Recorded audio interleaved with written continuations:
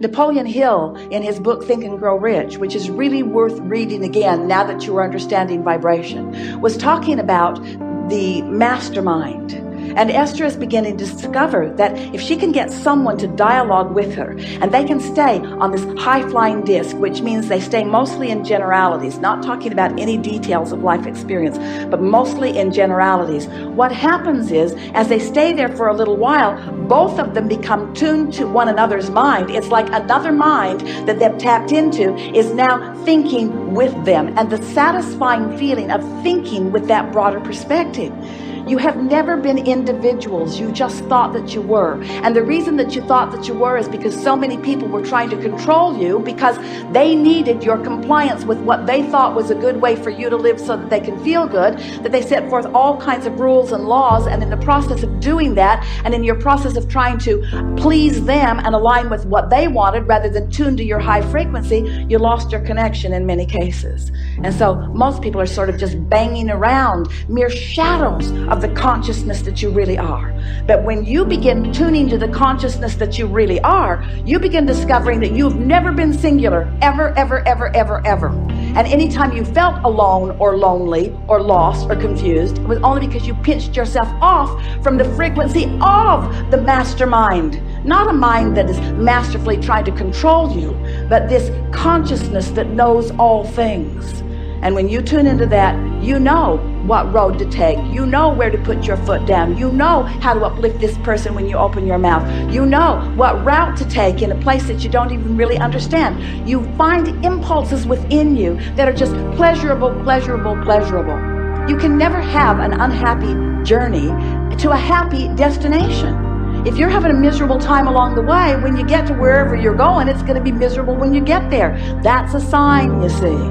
But when you're feeling good, when it's fun, when you're clear-minded, when you're feeling frisky, when you want to go, when you're just full of yourself, tuned in, tapped in, turned on, when you feel like that, that's when you know you've managed to find that frequency, and now that broader perspective is helping you out. And the friend that you've got in that high-flying place, who knows everything that you are and all that you want and what the path of least resistance to help you get from where you want to be to where it is. And we want you to understand that the path of least resistance isn't the shortest path, it's the most joyful path. It's the most interesting path. It's the most fun path. It's the path. We don't speak words, we offer vibration, and vibration of alignment really does produce emotion, and that's why that which is source is, by your standards, the emotion of love. But few humans have the capacity yet, because you haven't practiced it consistently enough. And consistent is the word that we want to keep introducing here, because momentum equals consistency, and focus equals momentum equals consistency equals state of being. But you must focus yourself into that momentum, and the way you feel is the way you know how you're focused. So often it's interesting, you'll be in a conversation and someone will say something that will trigger something in your mind, and so they're talking about a city or an experience or a place, and so often you engage on that level.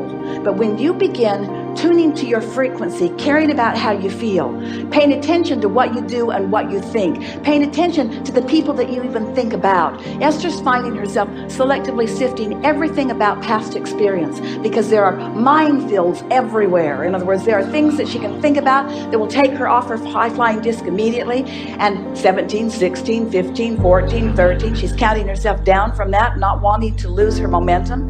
And so as you begin really caring about how you feel, and you can accomplish that in this environment with all of this majesty around you, with all of this beauty around you, with all of this high-flying energy around you, this is really a good opportunity for you to tune yourself to the frequency of who you really are. In the beginning, as we began playing with you years ago, we said to you that meditation is the way to tune yourself, or to make yourself aware of your tuning, because when you quiet your mind, you stop thought, and when you stop thought, you stop resistance, and when you stop resistance, your vibration just naturally rises. And so as your vibration is rising, rising, rising, rising, rising, rising, and you begin to feel what that feels like, then you become unwilling to allow thoughts to get going that diminish that feeling of well-being. Care infinitely and ultimately, mostly, about how you feel. It all sorts itself out in a really wonderful way. You said, I'll go forth and I'll sift and sort, and I'll discover things that I want. And so in the discovery of something that is beyond, in other words, feel how it feels to be completely satisfied. You all think that you want that. Oh, won't it be nice when I have everything that I want? No, you'll really be dead, and there's not that kind of dead. It'd be nice to have everything that I want. And what you're really saying, the discord that you're really feeling is, to desire something that I'm not vibrationally up to speed with causes resistance in my vibrational countenance that is uncomfortable. So the key is to figure out how to not introduce that resistance even though it hasn't manifested yet, because it's the resistance that you don't want. It's the alignment, the feeling of alignment that you do want. Everything that you want, whether it's a material object or a state of being or a relationship or a pile of money, a circumstance and an event, anything that you want or anything that anyone wants or has ever wanted or ever will want, is because you think you will feel better in the having of it. So once you figure out how to tune yourself to that frequency that feels good, that's why we start every seminar in that way. Do you know what you want? Do you know what you want? Are you okay with knowing it, even though it hasn't manifested or demonstrated itself to you? Because once you reach that place that you don't need the actualization of it, because the alignment with it feels so satisfying to you, now two things happen. First, you feel good all the time, and next, everything that you want flows easily into your experience until you begin talking about demanifesting. I've got more clutter around me than I need. Most people are trying to fill the void of not being in alignment with stuff. Because when you say, I desire something, there's an implication that there's something unfinished that is wanted. And we want you to understand that there will always be that which is unfinished that is wanted. But when you're in alignment with where you are, satisfied with what is and eager for more is the idyllic situation. So do you accept that you are living in a vibrational universe? And does it sort of kind of make sense that you are a vibrational being in a vibrational universe? And have you accepted yet that your emotions really are an indicator? Have you had enough trial and error experience to show yourself that when you're in alignment with who you are, you feel great, and when you're not, you don't? Have you shown yourself that? So if you've come that far, then you can take it all the way, because now all that you have to do is acknowledge that source energy is on your side and in your vortex. And so life's going to constantly cause you to ask for something. And as you care mostly about how you feel, so you decide, all right, Abraham, I'll play your silly game. I'm going to go to bed tonight, and I'm going to acknowledge that while I sleep, my momentum will stop, because my point of attraction isn't active when my mind isn't active. So when I awaken in the morning, I'm going to acknowledge that I'm awake, and I'm going to acknowledge that I'm in a good place, that I'm on a high-flying disc, and I'm going to watch those early thoughts that come. In other words, you can't start yelling at your kids right away. You can't start worrying about what traffic's going to be like, and don't bring the problem that you had yesterday into day-to-day and think about it. Try to let this be a fresh start, like pushing the reset button. And then do that for a few days until you're showing yourself that you can control your mood, because you care about your mood by directing your thoughts into good feeling thoughts, into good feeling things, as general as you can about things that you feel good about. And then begin watching how everything begins to respond to you in a different way. And as you play this game more and more and more, your clarity, it's the momentum of it. In other words, everyone can have a high moment. You can listen to a song, it'll take you right up there, and the next minute you're yelling at your kids again. It's the up and down, up and down, up and down that keeps you from gathering the momentum that we're really talking about.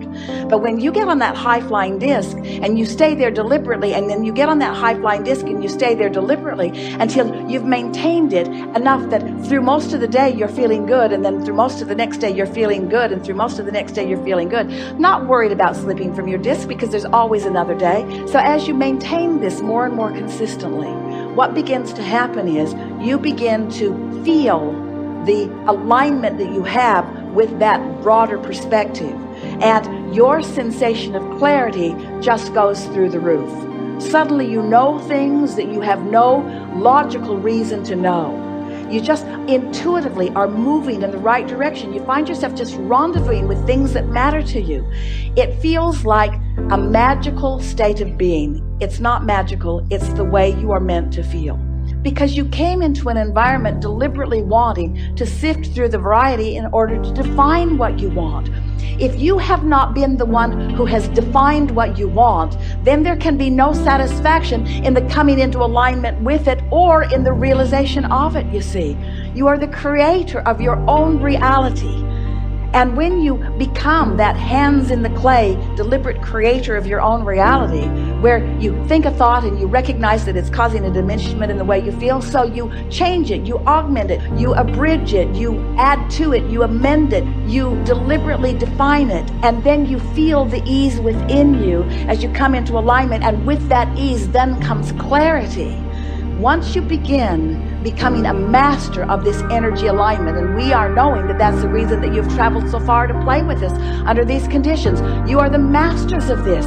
You are the ones most logical and most likely to tune yourself to these frequencies and maintain that alignment so that you're walking around in clarity, seeing through the eyes of source, feeling good about things, being the influencer that uplifts, walking among those who may not understand it, not following them with your empathetic thoughts, not letting them control the vibration of you, garnering the momentum, the energy that creates worlds is a huge momentum that you have at your back. She says, it feels like I've got this wave at my back. It feels like all things that are necessary are at my back, and all I have to do is focus myself in the direction of something, and that energy comes forth and the clarity comes. Not somebody doing it for her. That's not fun. You want to define it. You want to find it. You want to find the nuggets. You want to find the nugget, and then you want to align with the energy that provides the avenue, the path for the fulfillment of it. Deliberate creation in physical time, space, reality. It's the best of all worlds, and it's why not only you are here, it's why all of us are here as well, you see.